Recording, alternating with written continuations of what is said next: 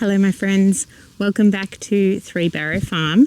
Well, the last time we chatted was a little bit ago and there was a frost on my garden, a late frost which had killed most of my summer vegetables that I had planted, and it was quite devastating. But I have been away for just under a week. We had a fantastic time away, my eldest daughter and I, and now I'm back.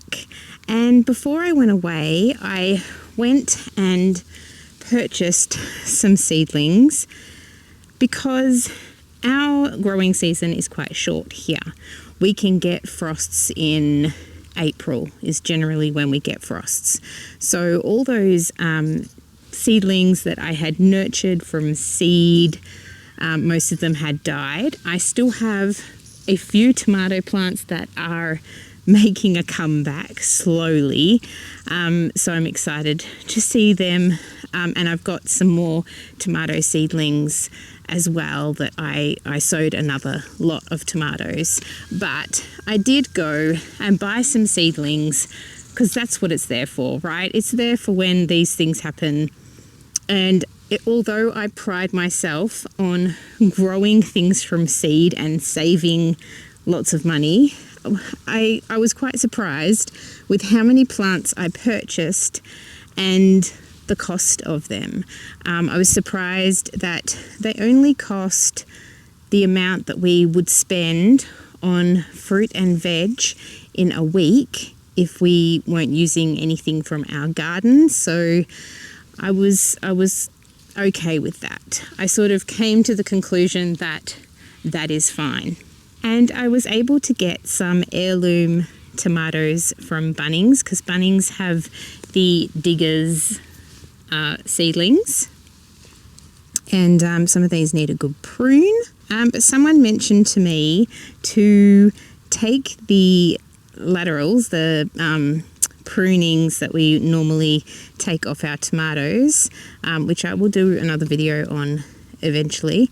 But to take these ones that we would take off the plant and to grow more plants from these. So thank you to that kind person who mentioned that. I'm going to do that. That is such a great idea.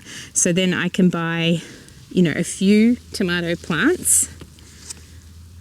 The flies are just really bugging me today.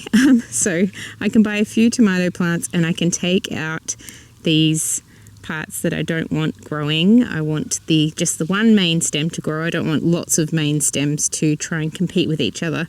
But I'll take these and I shall pop them in some water to try and promote the roots, and then pop them in some soil, and then I'll have more tomato plants. So that was such a great idea. I'm really, really excited to give that a go. So I will be doing that as well to optimize the amount of plants I have. So I just wanted to mention a few things about how I buy my seedlings, and that it's okay. It's okay to go and purchase seedlings when we need to. I know that it is not as cost effective, but if you also take note of how many plants are coming out of the one punnet, sometimes there's only 3, so that's not as cost effective as this bunch here, which has 5 coming out of it. Now these are cucumbers and they've been eaten a little bit while I've been away. My family have been looking after these, but I think there's been some slaters and earwigs. They tend to be the ones that come and chomp away at the seedlings. These really need to go in the ground. I have got some chilies and I've got some capsicum plants as well. I've already planted some of the capsicums. So I've got this mini sweet red capsicum. Excuse me, madam. Knocking over one of my punnets. I'm very pleased to see that some of the basil has survived. The basil is, most of them are fine. So I've still got some basil growing, but I'm going to be getting some basil seedlings from my mum and some more tomato plants from her as well, which is lovely. Some of these tomatoes have flowers on them already. Now I'm inclined to go like this and pick out the flowers because I want the plant to focus on growing big and strong before it starts fruiting, and I will get more fruit from it if I do this. So I'm going to prune out most of all of this growth down here. It's gotten quite a few branches and such. Chickens have laid an egg, and so I'm going to take all of that out and I'm going to try and plant it down in the ground as far as I can. I also got some pumpkin and some rock melon seedlings because I noticed that when I came home my rock melons weren't doing so well, so they looked like they had survived the frost, but over time they proved that they didn't. I did, however, there are some pumpkins that managed to survive the frost, which is great. So I've got some more rock melons, I've got some more pumpkins. We're going to move on. We're going to move onwards and we're going to plant out the summer garden, and it's still going to be great. Despite the fact that all those months of hard work of raising the seedlings, I still have quite a few plants that have come back from the frost, like some of the eggplants and the zucchinis as well. They're looking marvelous, which is great. I've still got capsicums and chilies. I've still got some of those. They're not thriving as much, so I am feeding them.